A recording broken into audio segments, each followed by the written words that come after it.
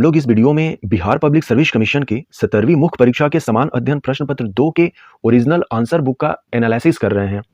हम लोग जो प्रश्न दिया हुआ है उसको तो देख ही रहे हैं कि कैसे एक कैंडिडेट के द्वारा एग्जामिनेशन हॉल में कंप्लीट किया गया था। साथ ही साथ हम लोग इसका मॉडल आंसर भी देख रहे हैं। ऑलरेडी हमने पहला प्रश्न अनुच्छेद 32 वाला कंप्लीट कर दिया है। आज के इस वीडियो में हम लोग सेकेंड प्रश्न का एनालिसिस करेंगे। सेकेंड प्रश्न जो था, राजनीति का अपराधीकरण और अपराधियों का राजनीतिकरण, ये एक स्टेटमेंट दिया गया है। इस स्टेटमेंट को बिहार के संदर्भ में हमें विश्लेषण करना है। तो सबसे पहले हम लोग क्या कर रहे हैं कि जो कैंडिडेट के द्वारा लिखा गया है 3 घंटे के एग्जामिनेशन हॉल के ड्यूरेशन में, उसको तो देख ही रहे हैं। साथ ही साथ हम लोगों ने खुद एक आंसर तैयार किया है, इसको भी हम लोग देख रहे हैं। जैसे कि मैंने ये पूरा का पूरा जो है आंसर तैयार किया है, इसको एक एक चीज करके अभी देखेंगे। और ये आंसर जो है लॉन्ग आंसर के लिए भी एप्लीकेबल होगा, क्योंकि मैंने इसे बड़ा करके लिख दिया है। अब और यदि शॉर्ट में आता है, जैसे कि यहां पर पूछा गया है, मैं सब कुछ यहां पर लिख दिया हूं, निष्कर्ष के साथ लिखा हूं। आते हैं, सबसे पहले हम लोग शुरुआत करने से पहले इनके आंसर को देख लेते हैं कि एक कैंडिडेट के द्वारा किस तरह से लिखा गया है और इनको कितना मार्क्स दिया गया होगा। एक चीज और आप लोगों को बता देना चाहता हूं, 71st मींस यदि आप एग्जामिनेशन दे रहे हैं तो हम लोग 25 जनवरी से लेकर 15 अप्रैल 2026 तक पूरा का पूरा पर डे आंसर राइटिंग का टेलीग्राम ग्रुप मैंने बनाया है। डिस्क्रिप्शन में लिंक है, जाकर उसको चेक कीजिए और मुझे मैसेज कीजिए, मैं आपको उस ग्रुप में जोड़ दूंगा। और हम लोग per day answer writing practice कर रहे हैं। ऑल 3 पेपर्स का, GS 1, 2 और SA का, वहां पर सब कुछ आपको प्रोवाइड कर दिया जाएगा। इसके लिए 500 चार्ज भी रखा गया है, क्योंकि मैं फुल्ली इस पर डिवोट होकर आप लोगों का 25 जनवरी से लेकर 15 अप्रैल तक पर डे क्वेश्चन और आंसर प्रैक्टिस करवाने वाला हूं। और आपका पूरा का पूरा जो आंसर होगा वो इवेलुएट किया जाएगा प्रॉपर। उसी दिन आपको फीडबैक और आपका आंसर भी दे दिया जाएगा मार्क के साथ कि आपको कितने मार्क्स आ रहे हैं पेपर में। जाइए, सब कुछ मैंने ब्लूप्रिंट तैयार कर दिया है उसका। अब आते हैं हम लोग अपने प्रश्न पर। हमारा प्रश्न जो है वो 8 नंबर का है। देखते हैं कि एक कैंडिडेट के द्वारा क्या लिखा गया है और उनको कितना मार्क्स दिया जाएगा इस आंसर के लिए। यहां पर प्रश्न के स्टेटमेंट में 2 पार्ट था, राजनीति का अपराधीकरण और अपराधियों का राजनीतिकरण। ये पहला पार्ट और ये दूसरा पार्ट, इन दोनों पार्ट को मिलाकर एक स्टेटमेंट बनाया गया है और बिहार राज्य के संदर्भ में पूछा गया है। अब देखते हैं कि ये क्या लिखते हैं। राजनीतिक में अपराधीकरण बढ़ने से गंभीर समस्या उत्पन्न होती है, ऐसा कुछ ये लिख रहे हैं। ADR की रिपोर्ट, ये बहुत ही अच्छा प्रैक्टिस माना जाता है। इस तरह के डेटा को देने के लिए हमें किसी की मदद लेनी होती है। हम खुद से नहीं लिख सकते हैं कि 46% सदस्य पर आपराधिक मामले दर्ज हैं या इस तरह की बातें हम लोग किसी रिपोर्ट के थ्रू लिखते हैं। ये मतलब कि ये एक यहां पर इनका प्लस पॉइंट है, 1 नंबर इस चीज के लिए दिया जाएगा इनको। अनुसार लोकसभा की बात कर रहे हैं, 46% लगभग हम लोग लिखेंगे। इन सारी बातों को सीखेंगे, लगभग लिखेंगे 46%। देखिए, यहां पर इनका इंट्रोडक्शन खत्म हो गया। पूछा गया है बिहार राज्य में। जो पढ़ने वाले हैं एग्जामिनर इस आंसर को, वो बिहार शब्द खोज रहे हैं। बिहार शब्द नहीं मिलेगा, एकदम से इस आंसर को क्या किया जाएगा, एवरेज से बिलो मान लिया जाएगा। अब नेक्स्ट जो ये पॉइंट लिखते हैं कि अपराधीकरण बढ़ने के क्या कारण है, तो वोट बैंक की राजनीति, बहुत ही अच्छा पॉइंट है ये। अब जब कभी भी 1 2 लिखेंगे नंबरिंग, ये ऐसे लिखेंगे हिंदू अरबिक वाला, ये रोमन स्क्रिप्ट वाला नहीं चलेगा। इसको अवॉइड करना है। लिखा जा सकता है, लेकिन गुड प्रैक्टिस में इसे अवॉइड करना है। गुड प्रैक्टिस ये होता है हमारा, एग्जामिनर को ये वाला अच्छा लगता है। सेकेंड पॉइंट भी इनका सही है। राजनीतिक दल के विचार की बात करते हैं, ये अपराधियों को उस क्षेत्र में प्रभाव रहता है, अपराधियों का उस क्षेत्र में प्रभाव रहता है। फिर परिणाम की बात करते हैं, नीति निर्माण में शामिल भ्रष्टाचार को बढ़ावा, महिलाओं पर नकारात्मक प्रभाव, सही है। इसका समाधान भी करते हैं, शिक्षा का विकास करना, जागरूकता फैलाना, संतुलित विकास करना, बहुत ही अच्छा है। इस तरह से फ्लो चार्ट भी दिखाएंगे, बशर्ते कि 1 2 3 इस तरह से लिख देंगे तो एग्जामिनर को ये खूब पसंद आता है। और फाइनली आप निष्कर्ष लिखते हैं कि इस प्रकार राजनीतिक में अपराधीकरण के प्रभाव पड़े हैं। देखिए, जो एक एवरेज कैंडिडेट होते हैं और एवरेज से बिलो कैंडिडेट होते हैं, उनमें ये चीज फर्क होता है। मैंने एक एवरेज आंसर लिखे हुए कैंडिडेट को दिखाया था आप लोगों को, रामसर साइट वाला, कि वो लिखेंगे कि बिहार में रामसर स्थल बहुत महत्वपूर्ण स्थान रखते हैं।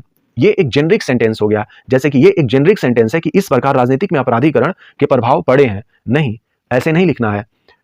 फिर भी चूंकि ये लिखा गया है, इस आंसर को 8 मार्क्स का ये प्रश्न है, इसमें 3 से लेकर 3.5 मार्क्स दिए जाएंगे। जबकि इस आंसर को बेहतर तरीके से थोड़ा सा और अच्छे से प्रेजेंट किया जाता तो 4 से 4.5 मार्क्स एकदम से आ सकते थे। ये आंसर यदि पहले से हमारा तैयार रहे तो हम लोग इसमें 5 नंबर आराम से खींच सकते हैं। और 5 नंबर कैसे आएंगे, उसी चीज को हम लोग यहां पर देखेंगे। ADR रिपोर्ट लिखना बहुत जरूरी है। जब कभी जाति के बारे में पूछा जाए, राजनीति के बारे में पूछा जाए, भ्रष्टाचार के बारे में पूछा जाए, तो आप क्या कर सकते हैं कि एसोसिएशन फॉर डेमोक्रेटिक रिफॉर्म ये एडीआर रिपोर्ट जारी करती है, इसके अकॉर्डिंग कितना डेटा है ये चीज हम दिखा सकते हैं। साथ ही साथ इलेक्शन कमीशन ऑफ इंडिया का भी हम जिक्र कर सकते हैं। इन दोनों का जिक्र करेंगे, हमारा आंसर बहुत ही अच्छा होगा। जैसे एडीआर रिपोर्ट करता है कि जब बिहार इलेक्शन हो रहा था असेंबली वाला, तो वहां पर 40 से 45% जो विधायक हैं उन पर आपराधिक मामले पाए गए। अब देखिए, हम लोग अपने प्रश्न का उत्तर स्टार्ट करते हैं। राजनीति का अपराधीकरण और अपराधियों का राजनीतिकरण, इसका हमें यह दिखाना है इस स्टेटमेंट को कि बिहार के संदर्भ में यह क्या स्थान रखता है। हमारा उत्तर कुछ इस तरह से शुरुआत हो सकता है कि राजनीति का अपराधीकरण उस प्रक्रिया को दर्शाता है जिसमें अपराधी पृष्ठभूमि वाले व्यक्ति लोकतांत्रिक संस्थाओं में प्रवेश करते हैं। आप पेन और कॉपी उठाइए और इस चीज को लिख लीजिए। एक बार यदि यह हो गया, अपराधीकरण पूछता ही है, जाति से प्रश्न पूछे ही जाते हैं, इनको जितना जल्दी हो सके आप कंप्लीट कर लीजिए और यही जो है इसको फाइनलाइज कर लीजिए। हम लोगों ने सबसे पहले क्या किया कि परिभाषित ही कर दिया कि राजनीति का अपराधीकरण क्या होता है, और दूसरा जो था कि अपराधियों का राजनीतिकरण तब होता है जब राजनीतिक सत्ता अपराधियों को संरक्षण, वैधता और प्रभाव प्रदान कर देती है।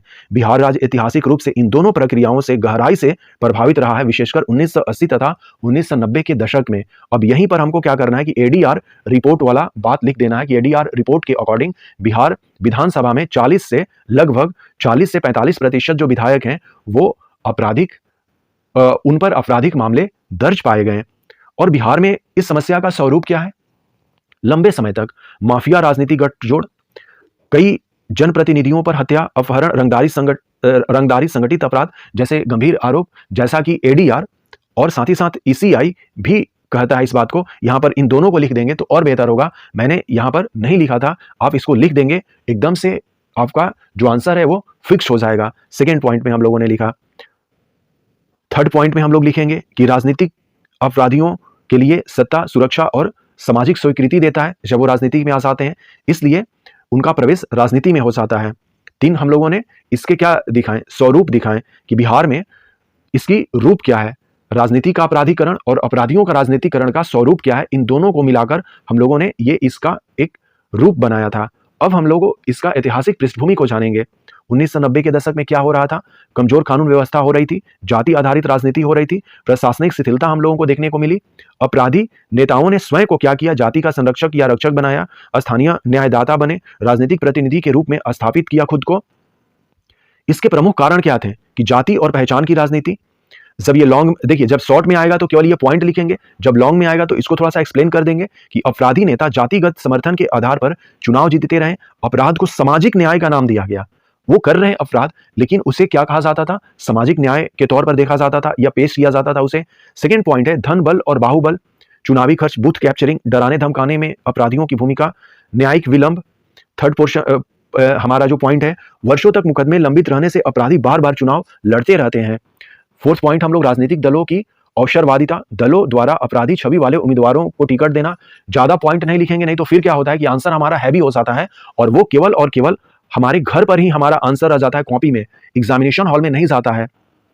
मैं जो भी आंसर लिख रहा हूं वो प्रैक्टिकल आंसर लिख रहा हूं कि वो आपके एग्जामिनेशन हॉल में जा सके और 3 घंटे में उस चीज को आप लिख सकें। यदि ऐसा नहीं होता है, 3 घंटे वाले टाइम ड्यूरेशन में आपका वो आंसर नहीं निकलता है, तो जितनी सारी चीजें आपके पास है उन सब का कोई मतलब नहीं रहता है, बेकार हो जाता है। इसलिए तैयारी वैसा कीजिए, उस 3 घंटे के लिए कीजिए जहां पर कि आप अपना संपूर्ण दे सके। यदि आपने कॉपी में लिखा और वो आंसर बुक पर नहीं छपा है तो एकदम से समझ लीजिए कि आपने कुछ भी नहीं किया है, रिजल्ट वही होगा जैसा कि होता आया है। यदि रिजल्ट आपको फाइनल सिलेक्शन का चाहिए तो आपका नोटबुक या आपके पास ऐसे इंफॉर्मेशन होने चाहिए जो कि वो 3 घंटे वाले हों। ये नहीं है कि बहुत हैवी किए जा रहे हैं, बहुत अपना नॉलेज डेवलप किए जा रहे हैं, ऐसा हमें नहीं करना है। अब हम इसका परिणाम और प्रभाव देखेंगे। विधि के शासन का क्षरण होना 8 नंबर में रहता तो केवल हम लोग पॉइंट लिखते हैं, इधर जो है थोड़ा सा एक्सप्लेन कर देंगे। कानून का डर समाप्त हो जाता है यदि विधि का शासन का क्षरण होता है, तो रूल ऑफ लॉ की जगह रूल ऑफ मशल्स आ जाता है। लोकतांत्रिक संस्थाओं में जनता का अविश्वास पैदा हो जाता है, ईमानदार उम्मीदवार हतोत्साहित हो सकते हैं, विकास और सुशासन पर नकारात्मक इसका प्रभाव पड़ता है। हालिया सुधार लेकिन हुआ है, ये इसका एक सकारात्मक पक्ष भी हमें देखने को मिलता है कि वर्ष 2005 के बाद पुलिस सुधार हुई, फास्ट ट्रैक कोर्ट बने, बेहतर प्रशासनिक इच्छा शक्ति जगी, जिसके चलते इन सारी चीज़ों पर हम लगाम लगा सकते हैं, जिसके चलते संगठित अपराध और खुले बाहुबल में कमी आई है। लेकिन संरचनात्मक समस्या जो है अभी भी बनी हुई है, जिसको कि स्ट्रक्चरल प्रॉब्लम कहते हैं। स्ट्रक्चरल प्रॉब्लम जो है वो बनी हुई है, इसको कम करना है। और ये कम कैसे होगी, आगे की राह में हम देखेंगे कि गंभीर अपराधों में आरोप तय होने पर अयोग्यता, जनप्रतिनिधियों के मामले का समयबद्ध निपटारा, राजनीतिक दलों में आंतरिक लोकतंत्र और मतदाता जागरूकता और नैतिक राजनीतिक को भी हमें ध्यान में रखना है। सर्वोच्च न्यायालय ने बार बार स्वच्छ राजनीतिक पर जोर दिया है। इससे पहले आपने एडीआर और इलेक्शन कमीशन ऑफ इंडिया की बातें कही, यहां पर सर्वोच्च न्यायालय की भी बात कर दी। और इस सेंटेंस को क्या करना है, आपको याद कर लेना है कि सर्वोच्च न्यायालय ने बार बार स्वच्छ राजनीति पर जोर दिया। अब फाइनली निष्कर्ष आते हैं हम लोग। राजनीति का अपराधीकरण केवल एक कानून व्यवस्था की समस्या नहीं है, बल्कि यह भारतीय लोकतंत्र का एक गहरा नैतिक संकट भी है। बिहार का अनुभव स्पष्ट करता है कि राजनीति का अपराधीकरण और अपराधियों का राजनीतिकरण एक दूसरे को पोषित करते हैं। इस चक्र को तोड़ने के लिए केवल कानून नहीं, बल्कि राजनीतिक इच्छा शक्ति, न्यायिक दक्षता और जागरूक मतदाता आवश्यक हैं। तभी बिहार लोकतांत्रिक प्रतिनिधित्व के शासन की ओर बढ़ सकेगा। कहीं पर भी आए पॉलिटी में इस सेंटेंस को हमें चिपका लेना है, इसे अपना सिग्नेचर बना लेना है, इसको याद कर लेना है। जहां पर सुधार की बात आए, लोकतांत्रिक प्रतिनिधित्व के शासन, इस तरह की बातों को आप लिखेंगे। अब देखिए, हम लोगों ने शुरुआत में भी बिहार शब्द को जोड़ा था इंट्रोडक्शन में, और यहाँ कंक्लूजन में भी हम लोग बिहार शब्द को जोड़ रहे हैं, क्योंकि पूरा का पूरा जो सिस्टम है, हमारा प्रश्न वो बिहार के संदर्भ में पूछा गया था। ये हमारा इस प्रश्न का उत्तर हुआ। अब मुझे कमेंट करके बताइए आपको इस आंसर से क्या चीजें सीखने को मिली। एक बात और जान लीजिए कि आपको राजनीतिक अपराधीकरण इस टॉपिक पर प्रश्न आते ही हैं। आई होप सो कि आपको ये उत्तर समझने में अच्छा लगा होगा। आप कमेंट करके बताइए कि किस तरह से चीज़ों को आप और बेहतर चाहते हैं। मैं पूरा का पूरा जो है वो पेपर 1 हो, पेपर 2 हो, ऐसे हो, सबका मैं आंसर इसी तरह से कराने वाला हूं। एक कैंडिडेट का भी आंसर देखेंगे और खुद का भी आंसर हम लोग देखेंगे कि क्या लिख सकते थे हम लोग।